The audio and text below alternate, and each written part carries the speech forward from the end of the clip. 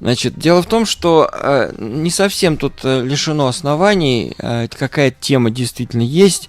В районе ресторана нынешнего «Маяк» значит, место впадения царицы в Волгу что-то было, какое-то ордынское поселение когда-то.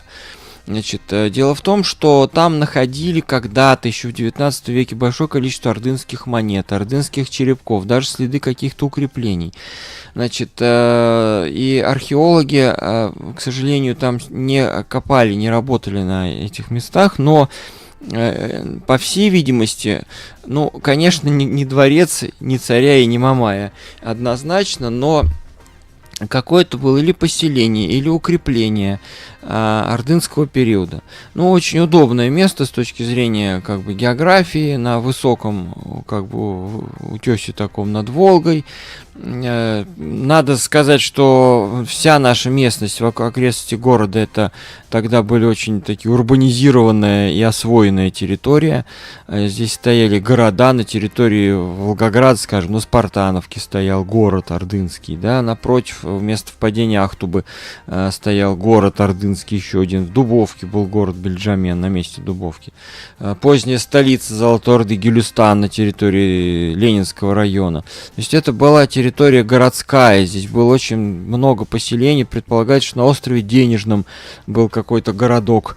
В общем, действительно, была очень высокая плотность населения. Собственно, мы говорили когда про Петра, да, я говорил, что безлюдная местность при Петре была. А в 1395 году, после того, как Тимур пришел, завоеватель Средней Азии, на эти земли, он разгромил все эти города, и Волга обезлюдила. То есть до конца XIV века Волга это была такая река, протекавшая среди городов ордынских. Там несколько десятков городов стояло на Волге. Причем это были очень капитальные кирпичные строения там стояли с элементами там канализации, хорошей городской организации. Там площади были упорядоченные, улицы, кварталы. Вот, все это исчезло в конце XIV века, и Волга обезлюдила на несколько веков, пока сюда не пришло уже русское государство, Царицын, Саратов, Самара, не были построены эти форпосты, которые как бы взяли под контроль эту территорию. Вот, ну и вот по находкам что-то было там где-то в этом месте. Вот, к сожалению, археологи не работали системно, раскопок не производилось. Ну, а народ у нас в 19 веке все связывал с Мамаем. Очень много что находили, где называли Мамаевым.